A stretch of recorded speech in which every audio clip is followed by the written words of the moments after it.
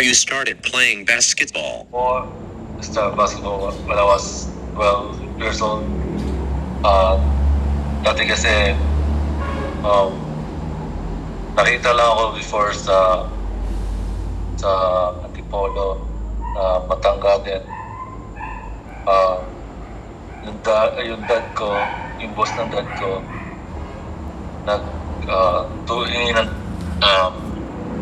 yung boss ng dad ko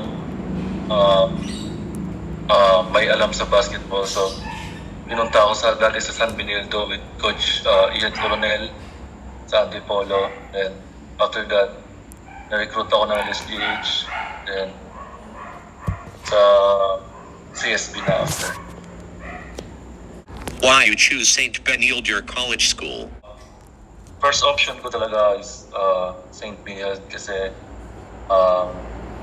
marami na akong kilala doon before. For me, yun yung school na mas mapapa-improve ko pa yung basketball career ko. How's experience playing in the NCAA? For me, maraming challenges yung harap ko netong NCAA kasi maraming mga school din na nagkukumpete, like yung mga nakasabayan ko before. Meron din rookie year ko kasi may mga import pa, so bilang big man, challenging din sa akin yan kasi mahirap mag-compete talaga sa import before. Who is St. Benilde teammate you learn the most? Yung team captain namin before na si JC Colgar, isa siya sa mga teammate ko na tinulungan ako mag-improve pa sa player.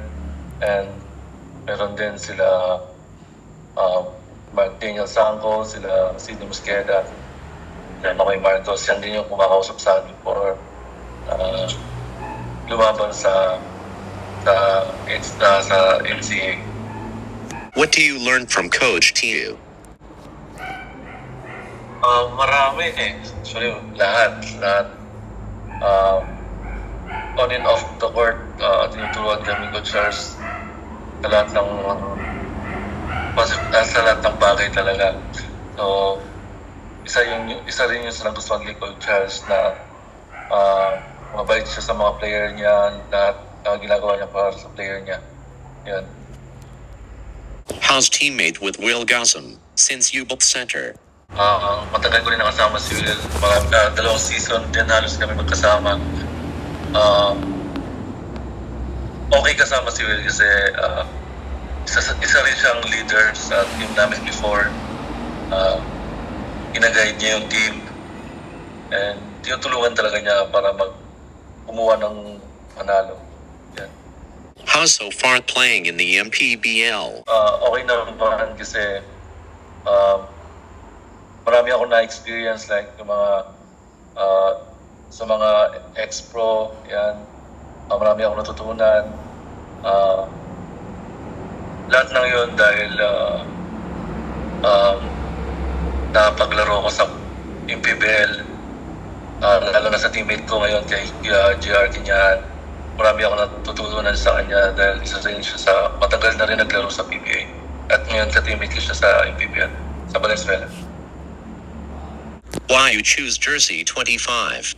Pinili ko number 25 kasi yun yung birthday ng mom ko.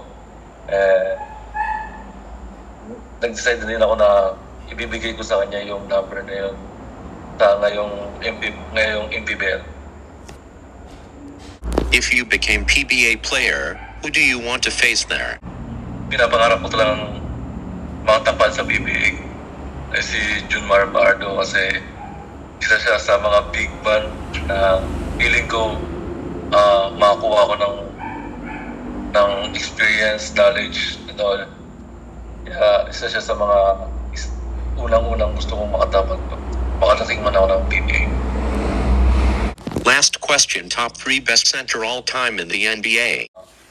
First is Doncic. Second is Giannis. And Shaquille O'Neal.